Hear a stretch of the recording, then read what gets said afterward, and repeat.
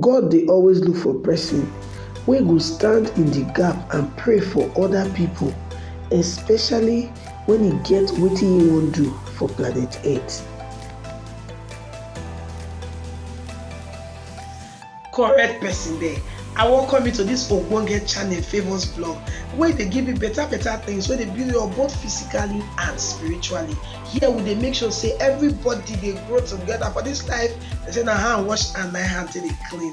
Is that the matter they be? This is the first time when you dey join us, or you don't join us before, but you never do the needful. What if the needful?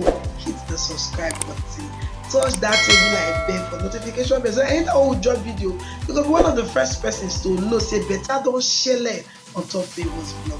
As the matter dey hot, we go dive right into wetin we bring up for you today. No go anywhere, we dey come back.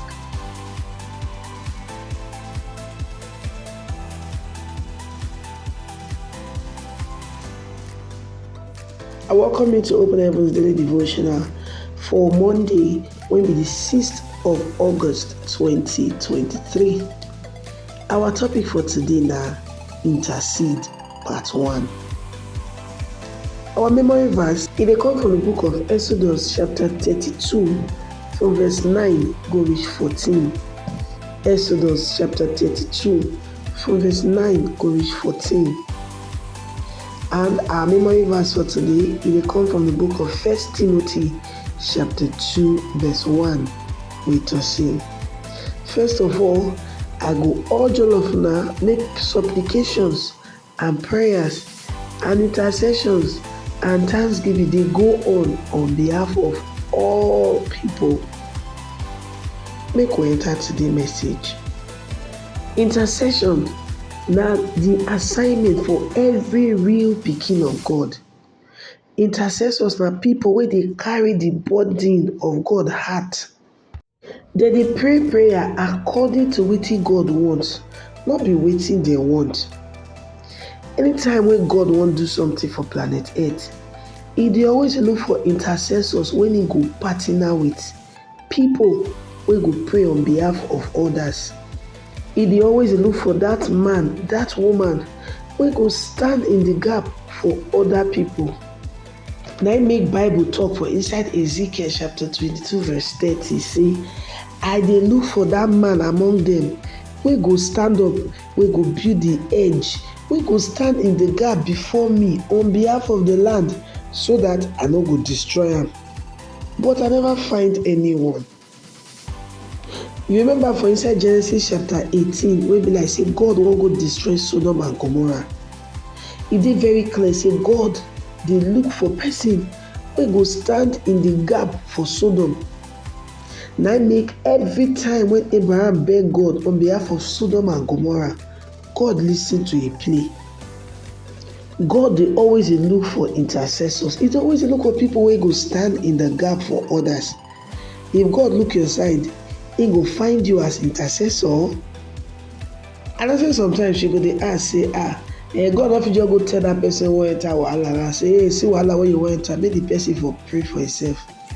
The truth be say, God dey always look for people wey go stand in the gap for other people so that they no go dey destroyed.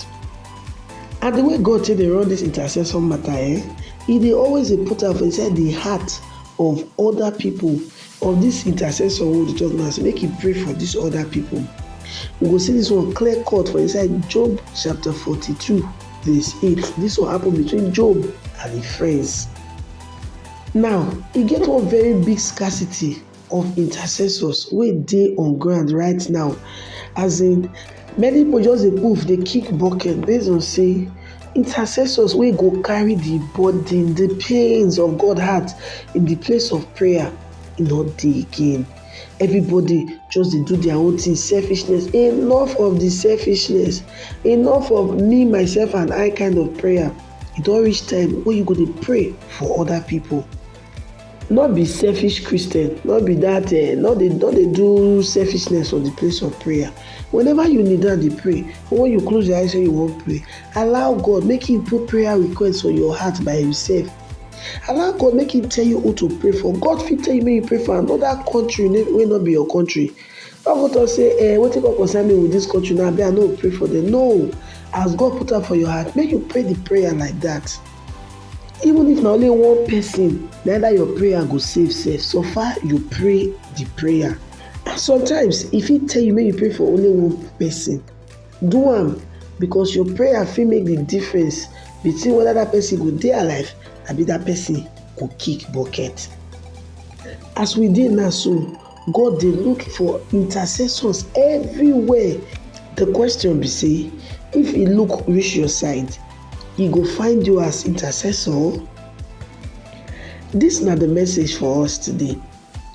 Our key point for today be say, make up your mind say you go dey pray not only for yourself, but you go dey pray for other people, and you go allow God dey put a burden for inside your heart to pray for people and even other nations. Make we take this prayer together. Baba God, abeg help me. I no wan be selfish Christian. I no wan dey do the me, myself and I kind of Christianity for the place of prayer. Help me to intercede the way you want make I take do am. In Jesus' mighty name we pray. Amen. This Open Heavens Daily Devotional where we just listen to the word of God from. Now, Pastor E.A. Adeboye, Thank you, the when you general listen to overseer today's of the message Redeemed from the Christian Open Church Heavens of Daily God. Devotional. Now I'm writer. Now, Pastor E.A. And Adeboye, the Redeemed Christian the Church of general God, they use this overseer of the opportunity Redeemed to Christian invite Church of you God to their 71st annual convention wey dey themed Beyond Expectation. It dey start today, 7th of August till 13th of August 2023. You fit decide to attend on site or online for all their social media platforms, Facebook, Twitter, and YouTube. God bless you. I welcome you back from that betalicious session. How you find that? Talk to you. It makes sense. It makes sense, Abi. It makes sense. All right, now I beg, hit the subscribe button so that you could be part of this family. Like this video. Don't forget to like the video. Drop your comment and don't forget to follow us on all our social media platforms. It is show for your screen like this now. Follow us for TikTok. So we'll come here where you get another betalicious ogbonge video. Don't forget, this is Still Favors blog, and I'm me, your sister, your own girl, Lawo Favor. I dey run the show together with you, my esteemed subscribers.